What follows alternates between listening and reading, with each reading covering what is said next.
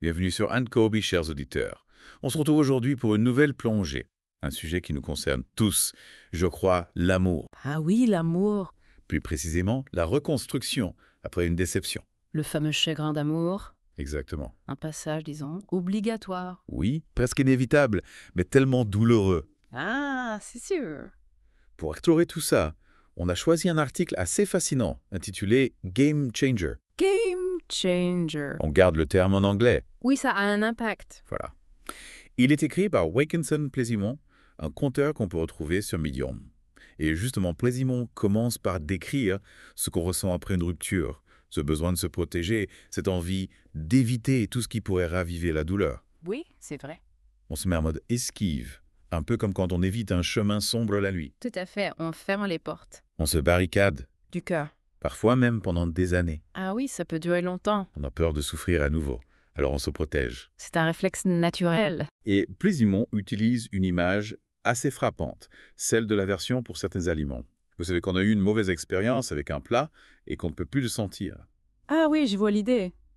Eh bien, c'est un peu pareil avec l'amour. On évite. On a été blessé, donc on l'évite par réflexe. Exactement. On a peur de revivre la même chose. Et c'est là que le game changer entre en scène. Ah, le fameux game changer. Plaisimont le décrit comme une personne qui arrive, souvent de manière inattendue, et qui bouleverse tous nos schémas. C'est quelqu'un qui arrive et qui change la donne. Altruiste, patiente, douce.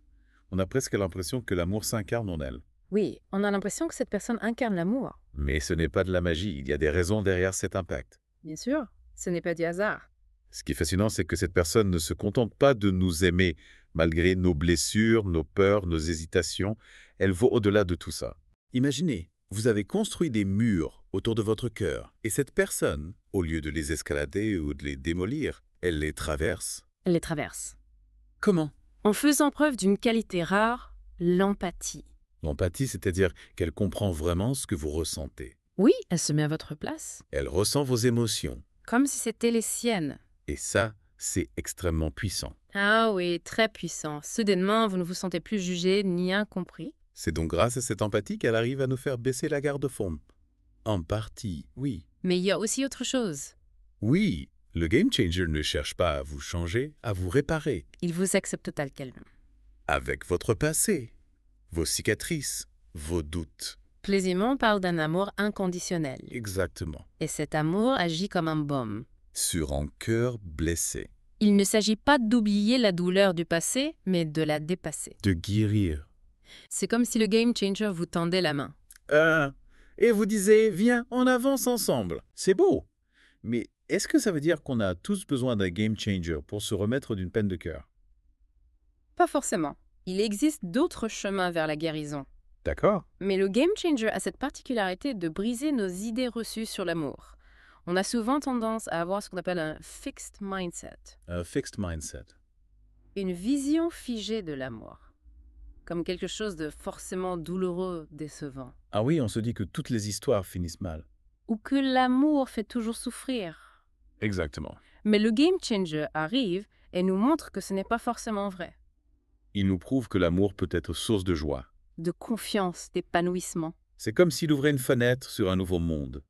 Un monde où l'amour n'est plus synonyme de souffrance. C'est pour ça que Plaisimont utilise des expressions comme souffle d'air frais. Lumière qui illumine nos jours. On a vraiment l'impression d'une renaissance. Absolument. Le game changer ne se contente pas de guérir nos blessures du passé. Il nous donne envie de croire à nouveau. En l'amour. En la vie. En la vie, oui. C'est une véritable transformation. Une transformation profonde. On dirait presque un super-héros. Oui, presque. Mais attention. Plaisimont précise que ces game changers sont rares. Oui, il faut le dire. Ce ne sont pas des personnes qu'on rencontre à tous les coins de rue. Non, ce sont des perles rares. Alors, si vous avez la chance d'en avoir un seul dans votre vie, Chérissez le art. et si on n'en a pas, est-ce qu'on est condamné à rester enfermé dans nos peurs et nos blessures? Pas du tout. Le simple fait de lire ce texte, de réfléchir à ce concept de game changer, c'est déjà un premier pas vers la guérison. Ah, ok. Car ça nous ouvre les yeux sur une autre façon de voir l'amour, une façon plus positive, plus constructive. D'accord. Et ça nous permet aussi de nous poser une question essentielle. Est-ce qu'on pourrait, nous aussi, devenir un game changer pour quelqu'un d'autre voir? C'est une excellente question. Et c'est justement ce qu'on va explorer dans la suite de cette discussion. Restez avec nous. Cette idée de devenir un game changer nous-mêmes, c'est assez intriguant. On a souvent tendance à attendre que quelqu'un vienne nous sauver, nous guérir, mais est-ce qu'on ne pourrait pas prendre les choses en main? C'est vrai, on attend le miracle. Mais Plaisimont nous invite à une réflexion un peu plus profonde. Si le game changer a un tel impact, c'est parce qu'il incarne certaines qualités, certains comportements. Et si on essayait de les cultiver en nous? Exactement. La confiance, l'espoir, ce ne sont pas des dons surnaturels, ce sont des choses qu'on peut apprendre, qu'on peut développer. On ne devient pas un game changer du jour au lendemain, c'est un cheminement.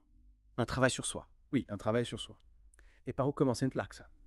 Par exemple, c'est parfois tellement difficile de pardonner, surtout quand on a été profondément blessé. Oui, le pardon, c'est un processus complexe. Il ne s'agit pas d'oublier ou de minimiser ce qui s'est passé, mais plutôt de se libérer du poids du ressentiment. Le ressentiment. C'est un cadeau qu'on se fait à soi-même avant même de l'offrir à l'autre. Un cadeau, j'aime bien cette image. On a souvent l'impression que pardonner, c'est donner raison à l'autre, l'excuser, alors qu'en fait, c'est se détacher de la colère, De la rancune. de la rancune, voilà, Le pardon, c'est une forme de lâcher-prise. lâcher prise, Et ça demande du courage. de l'humilité. Mais c'est une étape essentielle pour avancer, pour se reconstruire. Et la confiance. Alors, comment on fait pour refaire confiance après avoir été trahi, déçu? La confiance, c'est comme un muscle. Un muscle. Plus on l'entraîne, plus il devient fort. Après une rupture, c'est normal de se sentir fragile, méfiant. Mais au lieu de se refermer sur soi-même, il faut oser s'ouvrir à nouveau, petit à petit. S'ouvrir à nouveau. Mais comment choisir à qui faire confiance? On ne va pas se jeter dans les bras du premier venu. Bien sûr que non. La confiance, ça se construit, progressivement, à travers des petites choses, des gestes, des paroles. Il faut être attentif aux signaux que l'autre nous envoie.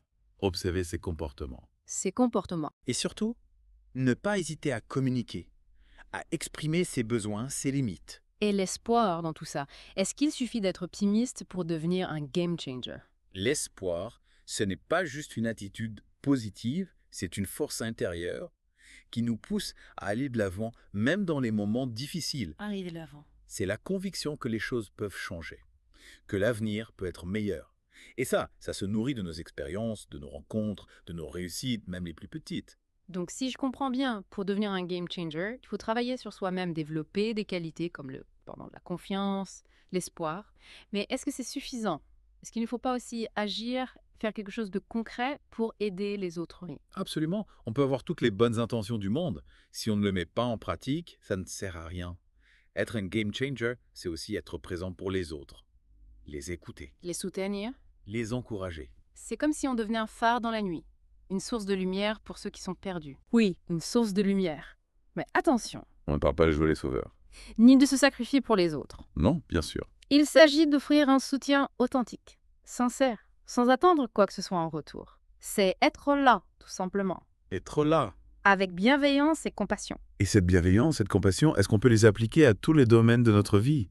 Je pense aux relations amoureuses, bien sûr, mais aussi aux relations familiales, amicales, professionnelles. C'est une excellente question, et c'est ce qu'on va explorer dans la dernière partie de notre discussion. Restez avec nous. Alors, cette bienveillance, cette compassion, on peut vraiment les appliquer partout. Plaisimont, il se concentre sur l'amour romantique. Mais est-ce que ce game changer ne pourrait pas transformer d'autres aspects de notre vie? Absolument. Pensez à votre travail, par exemple. Au travail. Imaginez un collègue, un mentor, qui croit en vous, Qui croit en vous? qui vous pousse à donner le meilleur de vous-même. Non. Quelqu'un qui vous encourage, qui vous guide, qui vous aide à développer vos compétences. Un peu comme un coach. Exactement. Un coach qui vous aide à atteindre votre plein potentiel. Oui, je vois l'idée. Ce game changer professionnel, il ne vous juge pas, il ne vous rabaisse pas. Au contraire, il vous donne confiance en vous. Il vous motive à progresser. À progresser. Et ça peut avoir un impact énorme sur votre carrière, sur votre épanouissement au travail. C'est vrai, on n'y pense pas toujours. Mais le soutien qu'on reçoit dans notre vie professionnelle, ça peut être aussi important que celui qu'on reçoit dans notre vie personnelle. Tout à fait. Et puis, il y a aussi la famille, les amis.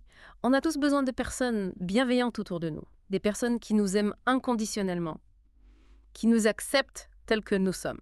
Ces personnes qui sont là pour nous quoi qu'il arrive, Exactement. qui nous soutiennent Dans les moments difficiles. Qui célèbrent nos victoires avec nous. Voilà.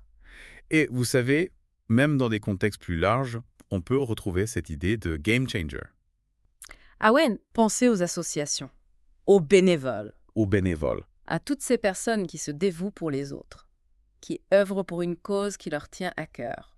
Ces personnes qui changent le monde à leur échelle, Oui, qui apportent un peu de lumière, d'espoir dans des situations parfois très sombres. exactement. Ces personnes qui nous inspirent, Oui.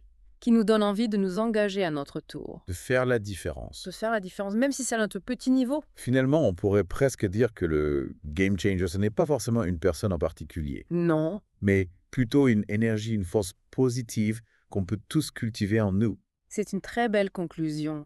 Le game changer, ce n'est pas un super-héros qui vient nous sauver. Non, C'est une attitude, une attitude. une façon d'être au monde. D'accord. C'est le choix de la bienveillance, de la compassion, De l'espoir. de l'espoir. Et ce choix, on peut le faire chaque jour, Chaque jour. dans chaque interaction, dans chaque situation. Alors, chers auditeurs, on vous laisse avec cette réflexion. Comment pouvez-vous être un game changer aujourd'hui?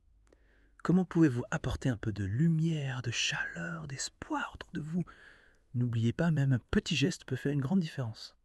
Merci de nous avoir suivis pour cette plongée dans l'univers du Game Changer. On espère que cette discussion vous a inspiré et on vous donne rendez-vous très bientôt pour un nouvel épisode d'Anne Kobe